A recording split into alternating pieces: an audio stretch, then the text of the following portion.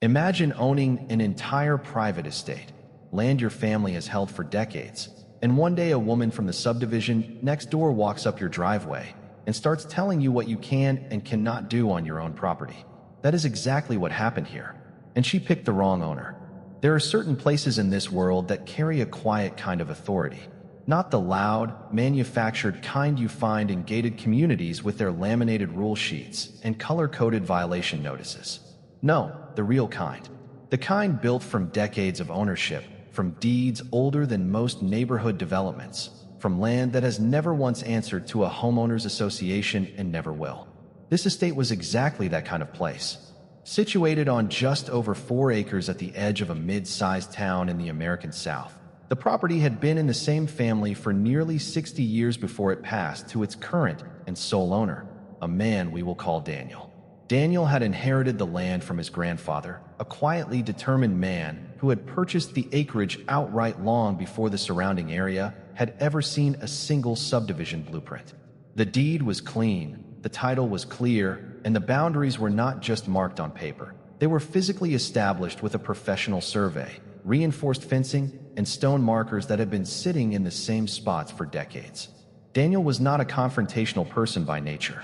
He worked remotely as a software consultant, kept mostly to himself, maintained the property meticulously, and had enjoyed a long, peaceful coexistence with whatever neighbors happened to exist beyond his fence line. For years, those neighbors had been a quiet retired couple on the east side and a small family farm on the west. There had never been conflict. There had barely been conversation, just mutual respect and clearly understood boundaries. Then the development came. About 18 months before this story truly begins, a real estate developer purchased the farmland to the west and broke ground on a new residential subdivision. Within a year, 42 homes had been built, landscaped, sold, and occupied. The development came complete with its own homeowners association, a freshly formed governing body with a 40-page rulebook, a 3-person volunteer board, and all the enthusiasm of people who had just discovered a small amount of administrative power for the very first time.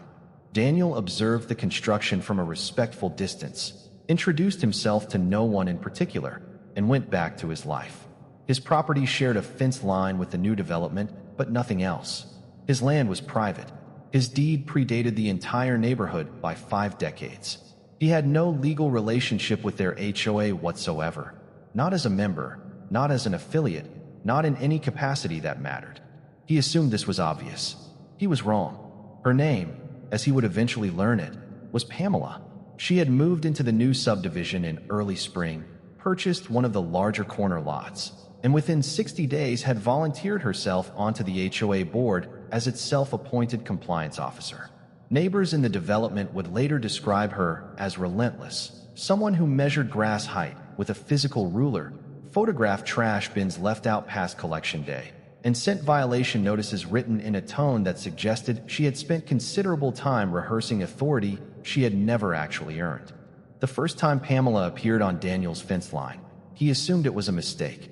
It was a Saturday morning in late May. Daniel was working near his greenhouse when he noticed a woman standing at the exterior of his west-facing fence, peering through the slats with visible agitation. She was dressed in a manner that suggested she considered this an official visit. Clipboard in hand, sunglasses propped on her head, posture rigid with the particular energy of someone who has already decided they are right before the conversation has started. He approached the fence calmly, asked if he could help her, and received an answer that genuinely stunned him.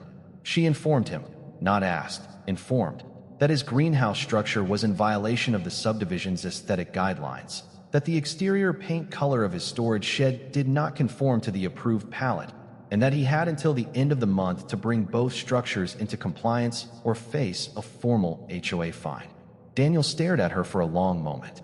Then he explained, as clearly and without condescension as he could manage, that he was not a member of the HOA, that his property was private land, that it shared a fence line with the development but existed entirely outside its jurisdiction, that she had no authority here, no standing here, and no pathway through which any rule she cited could apply to him in any legal or practical sense.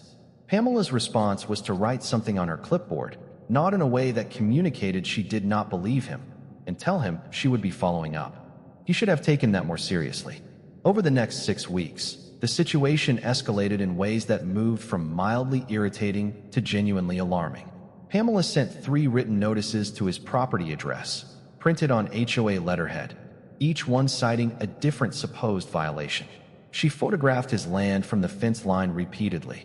She filed a complaint with the city's code enforcement office, claiming his greenhouse was an unpermitted structure, a claim the city investigated, found entirely without merit, and dismissed in under 2 weeks. She knocked on his door twice. She left a note on his truck once, parked in his own driveway, asking him to park elsewhere because she felt it was an eyesore visible from the development. Daniel documented every single interaction. He kept the letters. He saved the photographs she had posted publicly online, including ones that showed his property clearly labeled as part of her HOA compliance rounds. He filed the city's dismissal notice carefully in a folder he had started labeling because Daniel had been doing something during those 6 weeks that Pamela had not anticipated. He had been reading, researching, and making a very important phone call to a real estate attorney who, upon reviewing the deed and survey, confirmed everything Daniel already knew, with one additional piece of information that changed the entire nature of what was about to happen next. The fence line Pamela had been standing at, photographing from, and pressing her clipboard against. According to the survey, the legally binding, professionally certified, county recorded survey, that fence sat 6 inches inside Daniel's property. Pamela had been trespassing. Every single time. There is a particular kind of calm that settles over a person the moment they realize they no longer have to be on the defensive. The moment the evidence is organized, the legal footing is confirmed, and the path forward is not just clear, it is devastating to the person who started the whole thing. Daniel had reached that moment. He did not celebrate. He did not call Pamela. He did not post anything online or tell anyone in the neighborhood what he had discovered. He simply sat down with his attorney, a sharp, methodical woman named Renata who specialized in property law and had spent 15 years watching ordinary people lose their land through silence and inaction. And he asked her a single question. What is the most thorough, most permanent, and most legally complete way to resolve this? Renata had a clear answer. The first step was formal documentation of the trespassing. Because Pamela had been physically present at and against a fence that sat on Daniel's recorded property, not on the subdivision boundary, not on neutral ground, but on land that belonged exclusively to him. Every single visit constituted trespass under state law. The photographs Pamela had posted publicly, complete with timestamps and her own captions describing her location, had effectively created a documented record of her own violations. She had narrated her trespasses on the internet, in her own words, with her own images, for an audience of roughly 200 HOA-adjacent followers. Renata called it the most self-defeating compliance campaign she had ever seen. The second step was a formal cease and desist letter, not to Pamela personally, but to the HOA board as a governing body. The letter outlined, in precise legal language, the following facts. Daniel's property was private land predating the subdivision by decades. He was not a member, affiliate, or subject of the HOA in any capacity. The HOA's compliance officer had trespassed on his property on at least 7 documented occasions. The HOA had sent written notices to his address implying legal authority it did not possess. And should any further contact, notice, visit, or public post referencing his property occur, the association would face a formal civil action for harassment, trespass, and defamation. The letter was sent certified mail on a Tuesday morning. By Thursday, Daniel had received a call from the HOA board's actual president. Not Pamela, but a tired-sounding retired accountant named Gerald, who had clearly just spent 48 hours reading the letter, calling his own insurance provider, and deeply reconsidering every life decision that had led him to this volunteer position. Gerald was apologetic, cooperative, and almost pitifully relieved when Daniel confirmed that his only goal was permanent cessation of contact, not a lawsuit, not a financial settlement, not a public confrontation. Daniel gave Gerald one condition. The HOA board was to issue a written acknowledgement that his property existed entirely outside their jurisdiction, that all prior notices were null and void, and that no future contact regarding his land would be initiated by any board member, volunteer, or resident acting on the HOA's behalf. Gerald agreed within 24 hours. The document arrived signed by all 3 board members 2 days later. Pamela, it turned out, had not been informed of any of this until it was already done.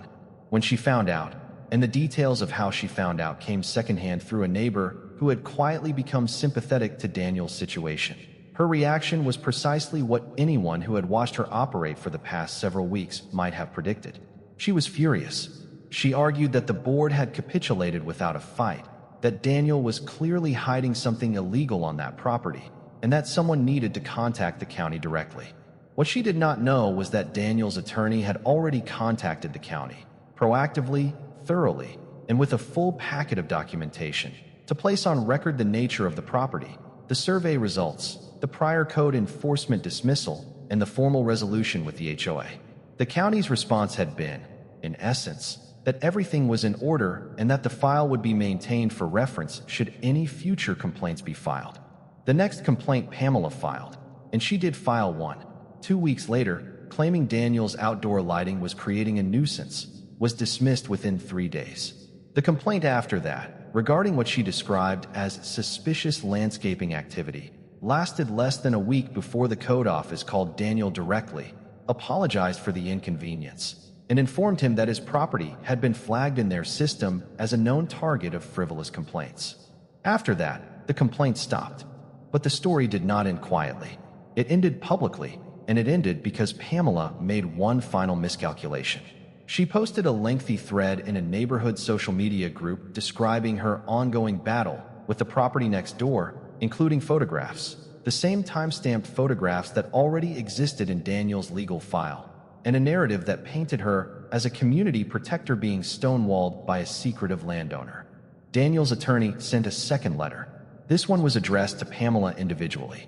This letter outlined the defamation exposure created by her public posts, the documented trespass record, and the potential civil liability she had accumulated entirely independent of the HOA's already resolved situation.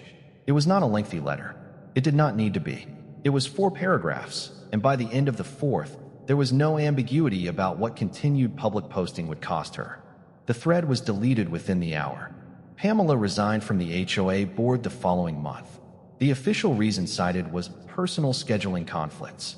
Gerald sent Daniel a brief, professional email noting the change in board composition and reaffirming the standing agreement. Daniel replied with 2 words, "Thank you." The estate went back to being exactly what it had always been: quiet, sovereign, unbothered. For acres of private land that had never once been part of any homeowners association, and after everything that had happened, never would be. Some deeds speak for themselves. This one just needed the right person willing to read it out loud.